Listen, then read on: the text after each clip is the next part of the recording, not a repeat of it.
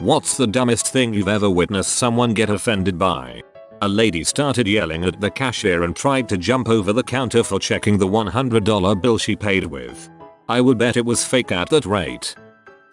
I had a lady very offended because I would not let her hold my few days old baby. This was a complete stranger at a grocery store. I learned to say to people, ha, ha, I'm a first time parent, and I don't even let my own parents hold her. Ha ha, seemed to do the trick without having to say you, perfect stranger, can hold my most precious, beloved and delicate possession when pigs fly. On my whiteboard at work I'd written the slogan, no matter what happens, somebody will find a way to take it too seriously. After about a week, someone from HR came by and asked me to remove it because they had received a complaint. The irony was worth it. Years ago, a woman came into my work and bought a black stove. The guys take the box up there to her and she flips the frick out because the box said Negro on it. Everyone tried explaining to her that it was the Spanish word for black, but she left there saying we were all xenophobic. Similarly, I've gotten dirty looks for ordering a Negro Modelo at restaurant. I don't care though, because it's delicious.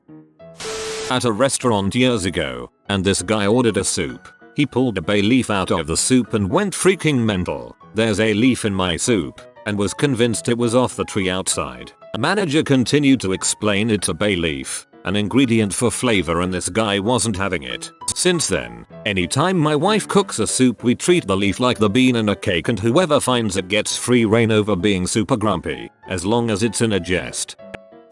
I used to frequent a drive-thru near my job on my lunch breaks. After they repeated my order and told me to pull forward, I always said thanks before I drove to the window. One day, the manager comes to the window and says, "Hey, I'm gonna tell you something. Every time you come here and you say thanks, it just sounds really rude. Thanks is something you say with your buddies. Here you say thank you because you just sound really rude." Have not been back there since, and I immediately reported him to corporate when I got home.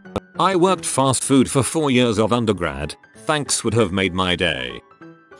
We had to separate two of my mates from fighting after one called the other a silly sausage. This is so ridiculous to me and I cannot stop laughing. My Asian friend was offended that her sister called me black. I had a drama teacher get mad at me for pretending to be a werewolf in a skit. She claimed it was disrespectful of transgenders, which I suppose means that transgenders are werewolves to her. I guess I offended someone at my work because I insulted their intelligence. I run audio at conferences and the presenter kept turning away from his microphone. In the middle of his presentation he asks me what's wrong with the mic. I tell him there's nothing wrong with it, just be sure you speak into it. Then he got on my after saying don't tell me how to do my job. Then do your job right and I won't have to. Don't call me so I'm not rich. Don't call me so I work for a living. Don't call me so I don't live in a castle. Don't call me mom, I'm not old. Well, okay, mom.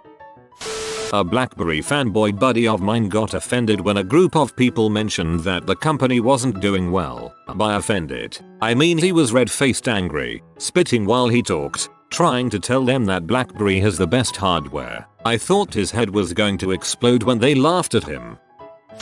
Brazil got so offended by the Simpsons episode about the country that the Ministry of Culture tried to censor it. You know it's a good episode of something when an entire country gets butthurt over it. I had a stranger get upset because I covered my ears when emergency vehicles went by. He said I was showing disrespect or something. Frick that, those sirens are loud. You salute that emergency vehicle. A friend of mine got all pissy when I told him that my mother had to put down my sick, dying pet cat, apparently because I have no right to decide the death of another animal. I shouldn't make an imminent death less painful. Also, I didn't even know that my mother was putting the cat down until I came home from school and heard it from her.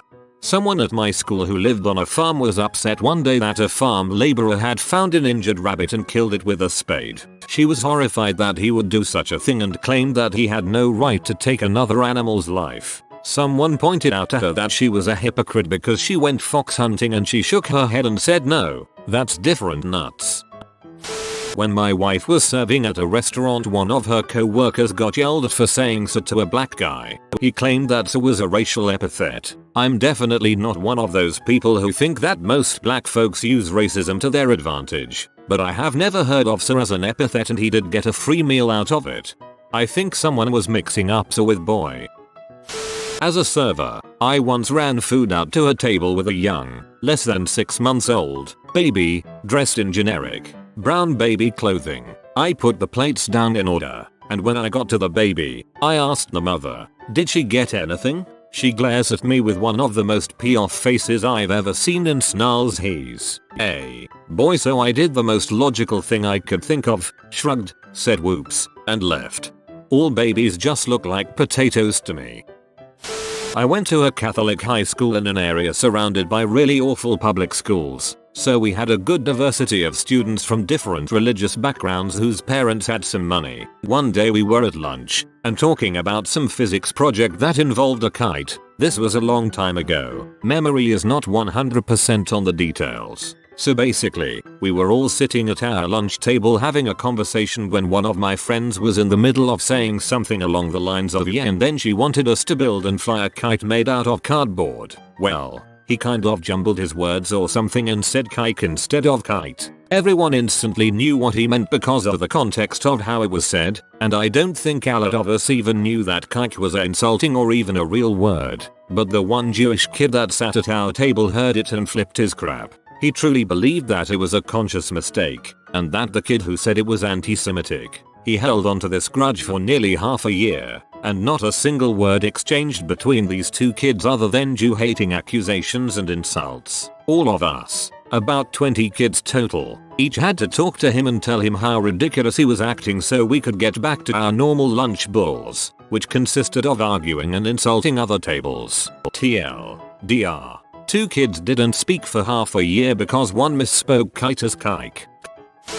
For several years I taught a summer school class in filmmaking to elementary schoolers, who can be a very sensitive bunch. 2 stories. 1. We were discussing an action scene from Firefly, and I identified Zoe as the black woman. A couple kids gasped. "That's sectarian." One volunteered, "She's African American." I told them that black was not a sectarian thing to call people, and that Zoe could not in fact be African American, because she wasn't from America, she was from space. 2. One of the kids had pitched a movie about the Civil War, and in the discussion the Ku Klux Klan came up. Not everyone had heard of them, so I described them as a club for mean, angry people. They hate people for being different, like they hate black people. One of the boys jumped out of his chair. "Mr. Luke Hebden said something xenophobic." He was trembling with righteous indignation. "I didn't say I hate black people," I told him. "I said they hate black people. I'm not a member of the Ku Klux Klan." That didn't satisfy him, so I ended up having to go with, "Look, I'm Jewish. They would hate me too," and that calmed him down. The way I held my fork while sitting on the couch having a TV dinner. In such circumstances, I have no time whatsoever for cutlery etiquette. You're supposed to use your hands, not butt cheeks.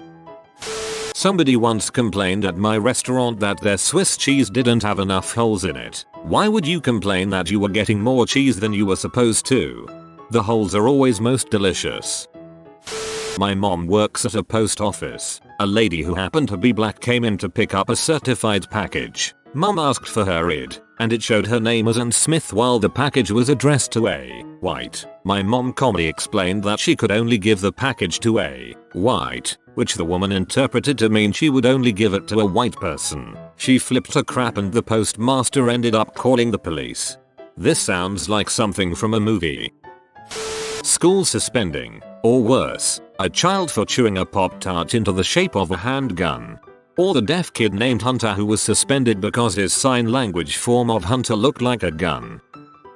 It's always around the holidays when someone gets offended for another person wishing them happy holidays, Merry Christmas, whatever. The person meant no ill will. They could have easily said nothing, yet someone always takes it like a personal assault on their beliefs. It makes me so angry because of how irrational it is. Bought some stuff at Target over the holidays. The cashier was a younger girl, probably late teens, and told me Merry Christmas. The look of wide-eyed horror on her face when she realized what she said, and then how she looked at me with dread while waiting for my reaction. Luckily I'm not an overly sensitive baby and said same to you. I worked at an AOL call center the day after the 2004 Super Bowl. You know, the one where Janet Jackson's titty made its appearance. And because AOL sponsored the halftime show, thousands of people called in to either cancel their accounts and, I crap you not, called to say they would never sign up for AOL because of that titty. People would bafflingly wait up to 3 hours in the call queue just to say that even though they didn't have AOL, that exposed titty cemented their resolve to never sign up. It was one of the worst days to ever work there. Worse than 9/11. It was that day that I realized how foolish and petty people can be about one single African American titty. Eating at a locally owned, family run, authentic Vietnamese restaurant. A roommate's boyfriend, who I've posted about several times, he is basically the epitome of a white male Tumblr feminist social justice warrior, accused me of culturally appropriating their food and forcing them to cater to me because I am white. When I pointed out as a kid my neighborhood suddenly had a large influx of Vietnamese immigrants and knew the family personally and have been going to their restaurant for years, even bringing every guest couchsurfer to the place, he tells me they don't make the restaurant for white people. Stop smothering them with your privilege. This guy went from a broke as frick Vietnamese immigrant to having an insanely popular restaurant. People drive from the other side of the city 45 minutes to eat there, and 13 years after opening there is always a wait no matter what day or time you go, and was able to pay for his 3 children's college education. I think he likes white people money. 2. I have one. In college I saw the guy from class on the bus. We started talking a bit. He starts to tell me about his big plans with Maria. Maria this and Maria that. I have no idea who Maria is, so I am thinking and thinking. Then I remember seeing him being friendly with someone in our class. So I said, "Oh, that girl in our class," and he looked at me with a dead-eye stare and said, "Maria is not that girl. She has a name. Her name is Maria." He was offended that I wasn't respecting her personhood enough because I called her that girl. He then stopped talking to me. I used to serve in a fancy restaurant. Had I guy get peed because I brought him brown sugar when he specifically asked for brown sugar? No, I want the sugar in the brown packet. I used to live with a black guy from the UK. One night we went out to a local bar and started talking to some random people. A random white woman got upset I called my roommate black during a discussion about something. The correct term is African American according to her. Even the Brits are African American. Whole bunch of African Americans in Africa. Once I was at my step-grandfather's house, not long after my dad had gotten remarried. They were discussing how they were going to drive together to New Jersey from Maryland and back in the same day to pick up a car. Of course, they'd be getting back late, probably 1 AM or so. So my dad said he'd just crash on their couch since he'd be tired. Probably a 40-minute drive to his house from theirs. I told him I'd probably be close by around that time because it was my D&D night and I stay up late anyway, so I could pick him up so he could sleep at home if he wanted. Suddenly, I'm met with dead silence and eventually my dad politely declines and says it's okay. Later he told me not to talk about stuff like D&D around my step-family because they're religious. For frick's sake, I was trying to do someone a favor, and because I decide to spend my evenings rolling dice and drinking Mountain Dew I get the silent treatment. TLDR. Step-family thinks icosahedrons are offensive apparently. I've met people who have been offended by me not allowing them to pat a dog that has syringomyelia, neurological spinal disorder, causes immense pain if touched during episodes. I explained to them that this dog, a Cavalier, can get aggressive and snappy if he has an episode and it's not something that we can detect easily. They told me that I shouldn't be walking an aggressive dog, as it may bite someone who wants to pat it. Well, people shouldn't try to pat dogs before asking if it is okay. At work one day a woman asked for a iced green tea with light ice. She made it a really big deal that she wanted light ice. I was still somewhat new and asked my co-worker how much ice was considered light. I made the joke that maybe we should use little ice cubes and we laughed about it. This woman overheard us and blew up. She demanded to speak to my manager and said that we were making fun of her. Told him they said maybe we should use little ice cubes. At this point my manager could see how stupid this situation was and told the woman he would deal with it. He just told us not to talk about customers while in hearing distance and went back to work. That was manager for stop doing things that makes me have to do things. I got in a heated debate with a woman who refused to allow me to call a Jamaican friend of mine black. She insisted I should refer to him as African American. Around 1993 or so, when my kids were just small and the family was all going to church, Baptist, we were all at a social and my daughter was wearing some little girl clothing from Oshkosh B'gosh, and this one really snooty guy from Sunday school said he would never allow his kids to wear something so offensive as he considers B'gosh to be taking the Lord's name in vain. I was so taken back by his statement and attitude that I didn't say anything. But in reality he was just trying to prove how super spiritual he was. I finally just realized that I didn't have much in common with these people and stopped going. When I was a cashier at Borders, I had one lady get offended because I called her by a man's name. The stupid thing was that she was picking up a book her husband had shipped to the store and his name was on order. Oh, you must be the dong who ordered this book. I was commuting from Albany, NY to Brooklyn for a little while and would drive past a town called Fishkill, NY. I stopped there once to get gas. At the gas station was a bunch of people, much more than normal for such a small town. I heard them talking about how they were from Petter and there to protest the town, because it was called Fishkill. I saw one of the protesters get in an argument with a townie and then heard the townie say kill is Dutch for creek you butthole. To this day the funniest thing I have ever witnessed. A guy friend dressed up as, post-Vietnam, wheelchair-bound, Lieutenant Dan, and his girlfriend dressed up like Forrest Gump, for a Halloween costume contest at our local bar. They won, but not before a drink girl had to yell at my friend that his costume was offensive to people in wheelchairs. I knew I should have just gone as Bubba. Visiting NY while studying English in Boston for the summer in 2003, I was sitting in a bar with other Spanish classmates as we were planning what to see and where to go in the city. We are speaking Spanish between us but with Castilian accent and speaking really fast. A Jamaican look-like guy in an expensive suit stops at our table after paying his takeout meal and asks us very friendly, "Where are you from, guys?" We smile and say proudly, "Spain, D." His face suddenly changes to an angry expression. He flipped us the bird and said "Get out of my country, M," and then left. I was once talking about how I visited the Grand Tetons and talked a little about the geology since I found it very interesting. One of the people I was eating lunch with was very offended I suggested something might have happened 2 million years ago. Back in 1999 or so, a small group of us made the pilgrimage to Memphis to spend the weekend eating ribs and touring Graceland.